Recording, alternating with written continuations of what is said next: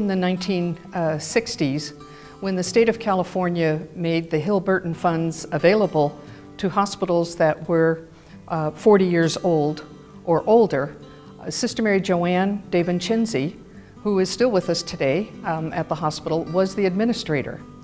And she appealed to the state for those funds and was granted the funds to build St. Mary's. And one of the very first things she did was to bring on a team of specialists who could guide the planning and construction of the new St. Mary's Tower while she continued to be the administrator for the health care at the hospital.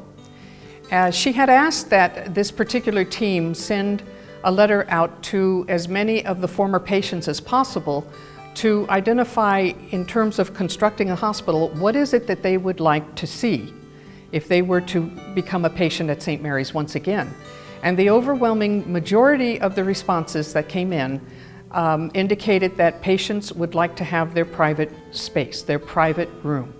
And that is how the hospital was built. It was opened in 1975, and in terms of the beauty of the hospital, it fits in right with the hilly terrain of San Francisco.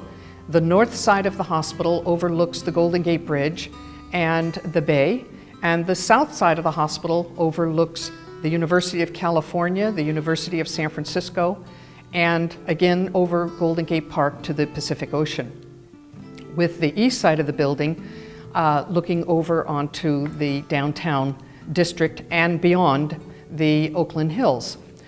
When we transferred the patients from the old hospital into the new hospital, we literally transferred them in their beds. We took the beds out of the room in the original hospital and brought them into the tower. Each patient was absolutely thrilled when they got into their own room. They had their own view, their own bathroom and shower facilities. They each had a television, and they could really manage their environment as they wished to manage it. Over the years, many patients have come to St. Mary's simply because of having their own special room, and their families have loved it just as well. And this comes into play beautifully when we understand the various cultures that make up San Francisco, that patients and their family and their culture can come into the private room and be with the patient and add a sense of even greater comfort for the patient. And so as hospitals scurry around now in the attempt to be retrofitted for earthquake upgrades, many are trying to design their hospitals and their upgrades and see if they could bring about private rooms. So the fourth St. Mary's Hospital was really the state of the art, opening up in 1975 with private rooms. It was after that time, and during that time to the present, that again St. Mary's continued many of the firsts. St. Mary's was the first hospital where the balloon angiography was performed. We were the first hospital where the implant of the X-stop for the relief of back pain. This device was designed by Dr. Ken Hsu and Dr. Jim Zuckerman. And these two young doctors did their orthopedic residency here at St. Mary's many years prior to this intervention. The issue of obesity, which devastates people's lives, individuals and families, now can be treated through specific types of surgery. And St. Mary's was the first hospital in San Francisco to receive certification from Medicare as a center of excellence for the treatment of obesity.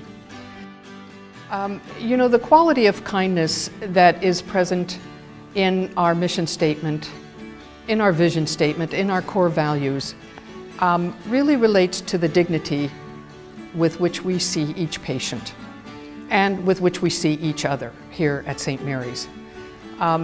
Catherine Macaulay, when she started the Sisters of Mercy back in 1831, had really one rule for her community, and that was the rule of charity. And it was only through charity and kindness that enabled them to see the need and to meet the need. And so as this charism has been passed down through each one of us, the sisters and the staff and all of our partners in our mission of healthcare. It is that quality of kindness that guides how we treat our patients and how we treat each other.